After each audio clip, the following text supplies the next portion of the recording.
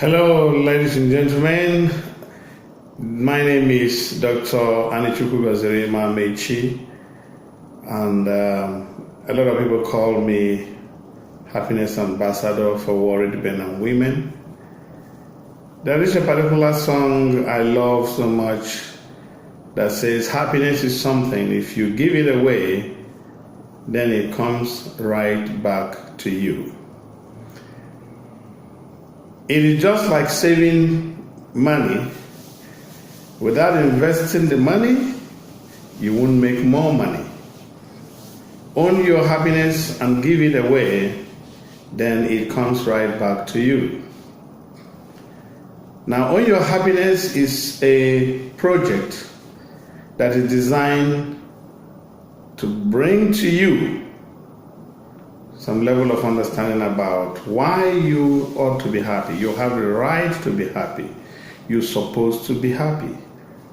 Happiness is everybody's heritage, and you don't have to allow your own to go without you having it. And the mandate of this Own Your Happiness project is for you to personally own your happiness and share the passion for the expression of your happiness with others. Today is a good day. There's no doubt about it, because this is the day the Lord has made, that we must rejoice and be glad in it. But the most wasted day in your life or anyone else's life is any day that passes by without you expressing happiness in one way or the other. Now, a lot of people will always ask the question, what can I do to be happy? Now, I want to give you some points that you can work with. Number one, it's not a happiness created for you by someone else that counts for the most. It is the happiness you created in yourself that will make the most difference. Number two, take it away from other people or whoever you place demands on to make you happy. Stop depending on your A or your B to make you happy.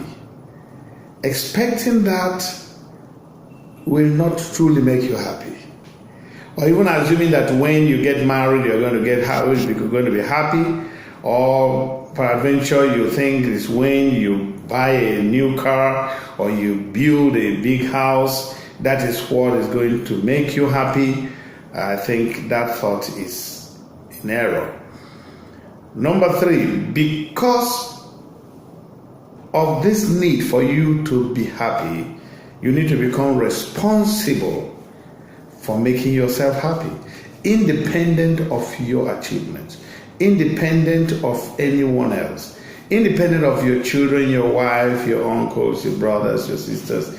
Take responsibility for creating the peace, the joy, the happiness that will live inside of you to make happiness in you for you, and then it will flow to others. Number four, never give permit to anyone over your emotions to manipulate your mood.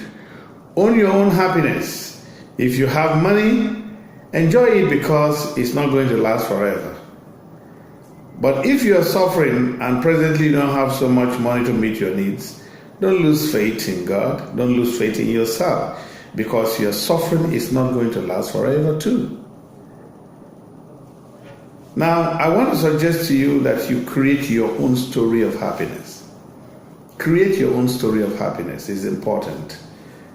How do you do that? Stop telling yourself a story that does not rhyme with the story that you prefer to be told about you.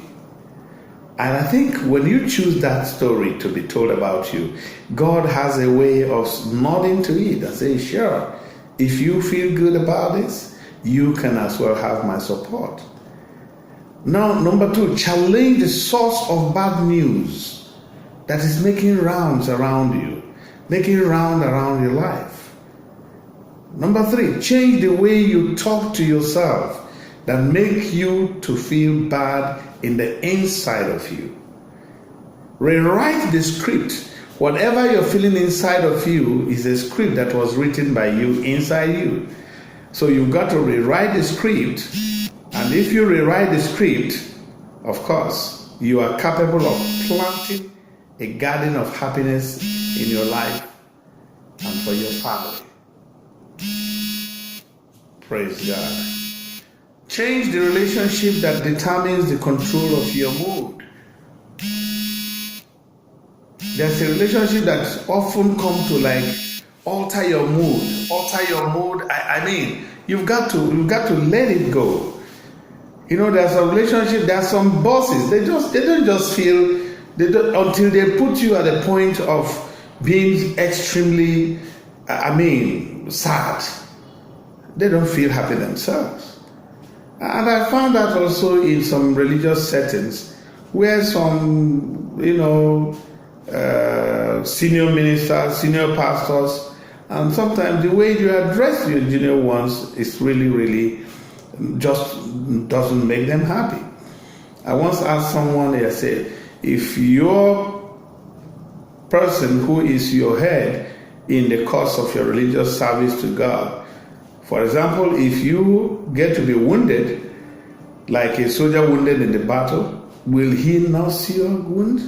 Will he be able to stand by you until the injury is totally healed?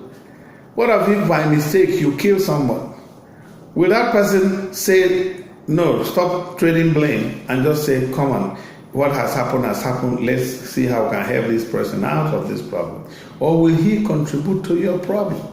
Will he even have a reason to either castigate or make you feel so miserable as if accident is what you've been inviting all the while to yourself?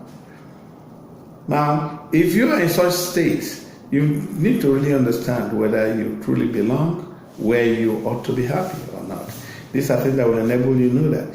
Now, change those relationships that has a way of manipulating your mood. Withdraw the permit you've given in that relationship and keep it by yourself under your own personal control. Now, I don't believe in hero worship, and so people who are hero worshippers often lose control of their own happiness. What you need is partnership. I believe if you want to do business with me, let's do business as partners. I don't want doing business so you look at me as your boss. You don't have to be fidgeting anytime you see me. That is not what it should be. You should be you owning your happiness, and then we all coming together, sharing our happiness because we're truly happy. So you got to understand this, to own your own happiness. Now, such person that respects your right to own your own happiness is exactly what you need to consider. That's where my mentorship actually counts. Begin your journey to a greater happiness yourself. And of course, it will take you to the destination of choice. Don't suspend your happiness to happen when you get, a promotion, or somebody gives you money, or you just get a present, and that is exactly where you begin to feel, oh wow, that is, oh my God, oh my gosh, like some would say. No, simply add up, add it up for yourself. Don't wait until the convocation day to celebrate academic success. Celebrate every test result in your academic, pursuit. Celebrate every semester assignment without any carryover. Celebrate it. Enjoy yourself over every jump if you're an athlete, through any hurdle. Don't celebrate only when you get to a finish line. Celebrate in the run all along the way.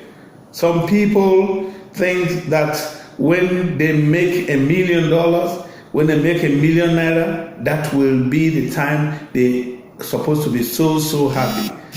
Now, if you add happiness to every earning of $1, and it just simply excites you, when you reach $1 million, you will still maintain a very fantastic countenance. Now get ready for what is next. Don't be comfortable to stay in the same position longer than necessary. I see people say, I've been in this job for the past 25 years, 30 years. Now, it won't happen in this generation because this is a digital age. The children of these days do not want to spend too much of their time sitting in one place. They want to explore. Don't be comfortable in that. Just fix your mind on what is next, and you will not be taken unawares by the unexpected. Start visualizing something you prefer for yourself. Just what is next. And it's time for you to see. You will definitely get to seek that which you want to see. Now, be the first to step up to do something better. These are things that contribute to your happiness, rather than wait for someone else to start before you follow. Wherever you are, anywhere you find yourself. It's not about who you are, it's not about where you are, it's about what goes on in your thoughts. Now, carry the mindset that nobody is meant to carry your problems. You are the one who is responsible. And I repeat, you are the one who is responsible for your own responsibilities. I hope that these points will help you to own your own happiness. Once again, this is the ambassador, or rather happiness ambassador for worried men and women. And I used to sing a song. I'm a jolly happy Christian fellow. I'm a jolly happy Christian fellow. I'm a jolly happy Christian fellow. And so says all of us. Come on, let's say it together. Let's say it together, all of us.